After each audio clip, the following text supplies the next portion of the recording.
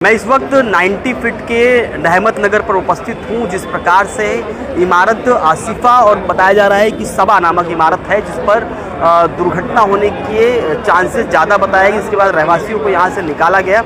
आइए हम आधिकारिक रूप से सहायक आयुक्त मैडम हैं उनसे, अलका मैडम, उनसे बात करने का प्रयास करेंगे। मैडम, क्या कहेंगे, किस तरह से दुर्घटना है और क्या कुछ कहेंगे, क्या किस तरह खाली कराएंगे? देखिए, यहाँ पर दो बिल्डिंग्स हैं, आप देख रहे हैं, सबा अपार्टमेंट है।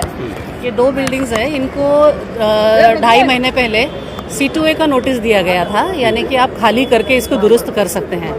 लेकिन हुआ ऐसा कि आज ये हमारे निदर्शन में आया कि यहाँ पर एक कॉलम जो है वो पूरा छिल गया है और ओपन हो गया है।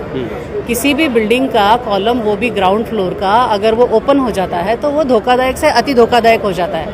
अभी देख रहे हैं ये जो 1 नंबर बिल्डिंग है, इसमें करीब 140 परिवार थे और उनमें से 125 लोगों को बाहर निकाला गया है। और उसका साइड का जो बिल्डिंग है उसमें 132 लोगों को हमने बाहर निकाला गया है। अब ये पुलिस प्रशासन और हम लोग वसई विरार शहर महानगर पालिका की तरफ से ये कोशिश कर रहे हैं कि इमीडिएट इसका लाइट है, पानी की व्यवस्था है, ये कट किया जाए। जैसे कि जो यहाँ एकदम देख रहे हैं, अब ये बहुत भीड़ का इलाका है, यहाँ से कोई भी जाए तो किसी को कोई भी जीवित हानि ना हो, यही हमारा प्रयास है। पहले सुरक्षा को प्रायोरिटी से हम ले रहे हैं। तो अभी लोगों को शिफ्ट करने का शिफ्ट किया गया है, वो कहाँ शिफ्ट किया जा रहा है? देखिए, ये हमने 2 जगह देखी है, इसी इलाके के पास ही है। एक मदरसा है और दूसरा हॉल है, हाँ, पुजारी हॉल।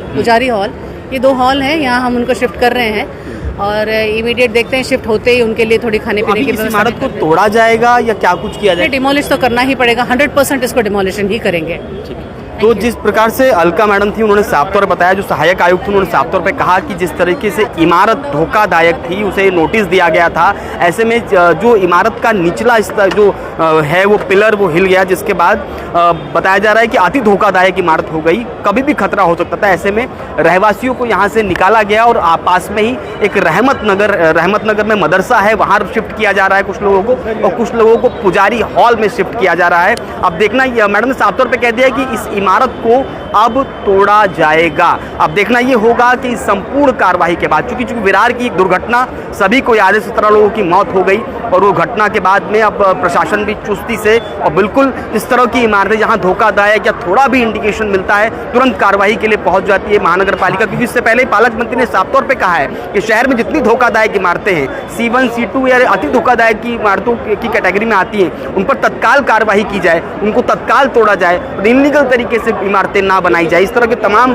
बातें पालक मंत्री गणेश नाइक ने साफ तौर पर पिछले दिनों कहा था। इस तरीके से तमाम इमारतों, जो अलकापुरी घटना हुई थी वहां पर भी ऐसी घटना सामने आई। उसके बाद रहमत नगर की इस इमारती घटना और इससे पहले जिस तरह विरार घटना आई थी, निश्चित रूप से दुखदायक थी। अब देखना ये होगा इन संपूर्ण मामले में इमारतों के धोखादायक आने का सिलसिला रुका नहीं है, लेकिन वो जो इसके पूरे कार्रवाई हो, इसके जो बड़ी कार्रवाई होगी वो कब तक सामने आती है और लोगों को कब तक सहूलियत मिलती है।